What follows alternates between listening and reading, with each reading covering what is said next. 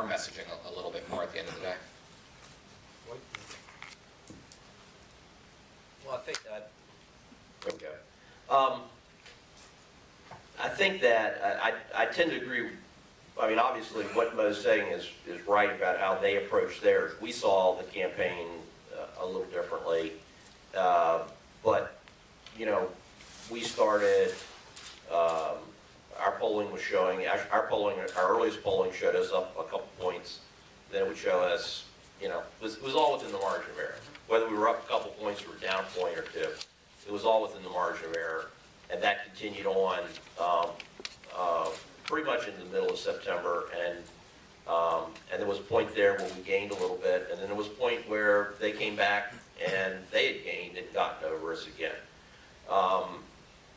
We focused our attention on the defense sequestration bill and drove that heavily from the time we did the, I guess from the time we started with the Bar Association debate in the summer was when we first talked about it publicly.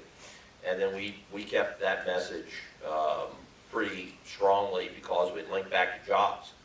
Because as we were going through this, in our polling internally, we were showing that we were the guys that were most identified as most likely to stop the defense cuts and preserve jobs and create jobs. And that was where we were trying to go to.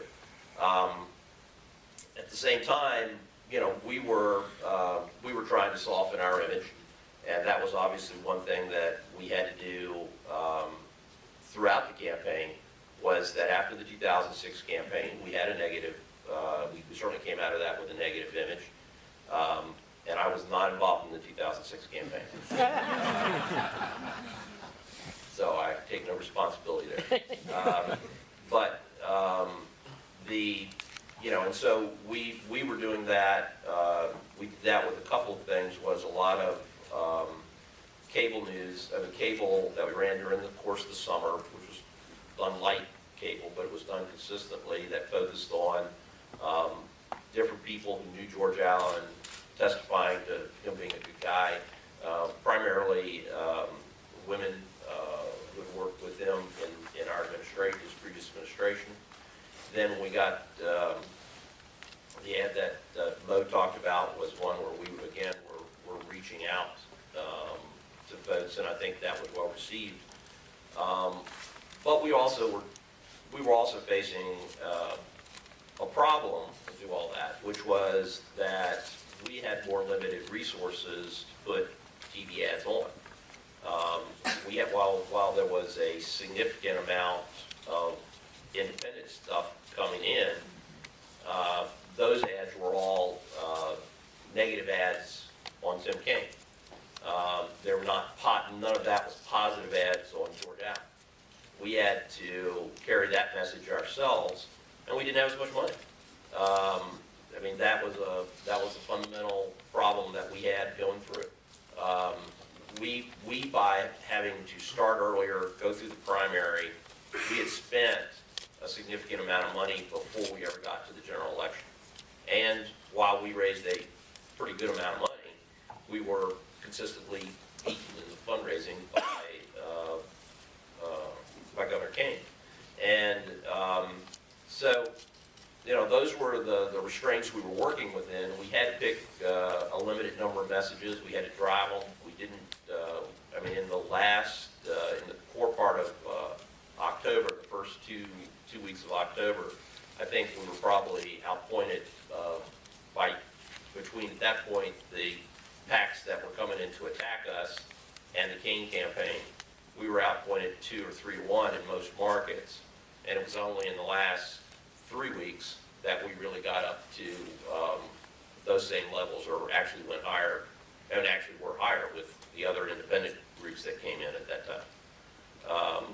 So there was some differential there, but but having said all that, we fought all this out. If none of us had done any ads, probably would have changed something. But this election, I'm still fundamentally believe this election was driven by the turnout, and our people did not get it right. And we, as a party, spent, I mean, it just one of the things Mo said earlier about how the Kaine operation and the Obama operation were closely connected in terms of the voter turnout operations. On our side of the fence, that wasn't true. You know, essentially, the Romney campaign ran the whole ID and turnout operation through the RNC 72-hour model that's been used for the last several years, and it doesn't work. I mean, there are fundamental parts of it that don't work. They're wrong. It's based on this idea that you can parachute in a group of people to anywhere and, you know, give them quotas of how many phone calls that they need to make and how many door knocks they need to make, and that will generate the turnout that you're looking for. And I think that from the Republican side, there was a lot of activity going on, not just from what was done by the RNC, but by a number of independent groups that sent people in to try to organize and identify people through very special interest groups. I think most of it was pretty worthless. As best I can see now, and talking to and interviewing people who were involved in it, from our side of the fence, I don't think we did very much. That we did a lot of, as I said, there's a lot of energy, and if you spend enough people on the ground, you accomplish something. But it was not very well done. But if I can, I just want to pick up though on this whole issue, because I do think this is one of the stories that's one of the issues that's going to cause a lot of reflection from a lot of political operatives around the country, and that's these outside groups and the spending. We had the absolute best fundraising operation in the country on the Kaine campaign. I got to give my, you know, we raised a record amount of money, and we raised it from a record amount of people, over 50,000 individual donors by the end of the election. So I got to give all credit due to our fundraising team and to Governor Kaine, who spent a lot of hours locked away in a room dialing for dollars. This was born out of necessity, because we saw early how much money was going to be spent against us.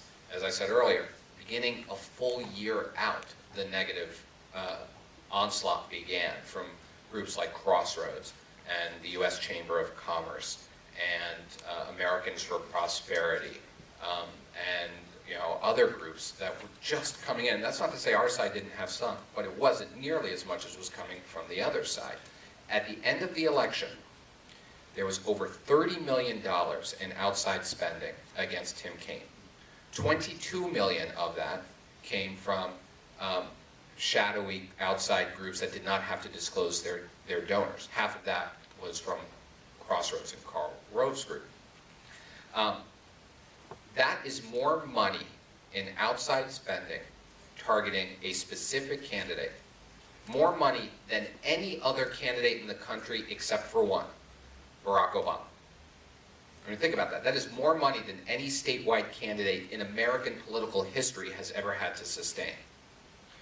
And so, I guess where you sit really, you know, colors your view, because we felt like we were at a distinct disadvantage when it came to the spending throughout the entire campaign.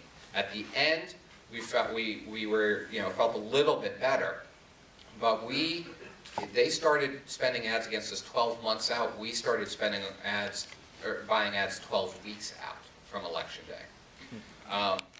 We did, however, do one thing that was smart tactically to help us deal with that. We placed our media buys very early. Usually we don't place media buys, you know, money comes in the door, you spend it, but you don't want to place your media buys too early. You don't want to signal to your opponent where you're buying, at what level. We decided to buy most of our ads for the entire fall campaign back in August. And then as more money came in, we would supplement. But that allowed us actually to lock in better ad placement and better rates. The earlier you bought, the cheaper it was. So our dollars stretched a little bit further than yours. You guys did have a fundraising disadvantage in a one-on-one race. Yep. There's no question about that. But all the outside groups really put us at a disadvantage, so we had to think about it a little bit differently. But you also have the fact that money spent on TV through outside groups is much less. It costs you a lot more for the same spot. They were paying 5, 6, 7 times in Roanoke the outside groups what you or I could buy that same spot for. But they were still running a greater volume of ads. I mean, it's not just the dollars, the number of spots that ran. And I think the biggest problem I have with the outside political advertising from the super PACs is that much of it is just not. It's not what you would like to have on the air. It was crap. It was total crap.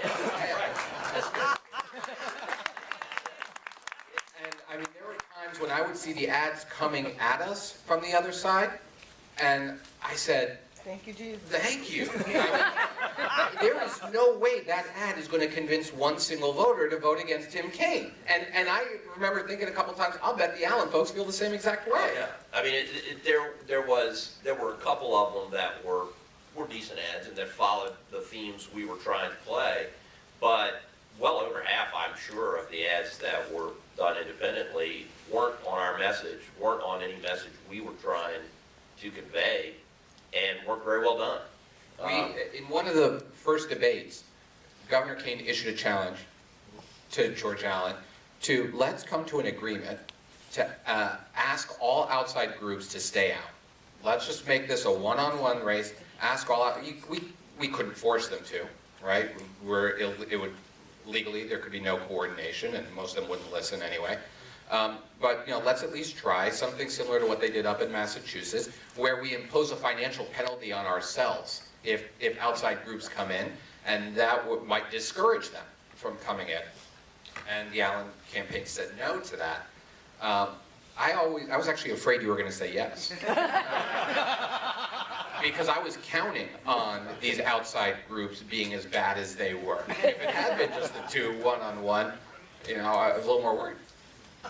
Well, I mean, from the standpoint of that is that would, at that point, we clearly knew we were going to be outspent in a head-to-head race, and we had no idea what was really going to come in from the outside, but we figured it wasn't going to make it worse, and I don't think it made it worse. It just was a lot of wasted money, and I would advise those of you, and I know there are a few in the room who have been solicited by super PACs and will undoubtedly be solicited again, make sure there really is somebody who knows what is going on in that state and understands what the campaign's about, rather than just somebody sitting in New York, who makes an ad. Yeah, I mean, here's what you think. I think the best outside group ads that were run were actually by the two party committees, the Democratic Senate Campaign Committee and the National Republican Senate Campaign Committee, because, again, we couldn't legally coordinate with either side, but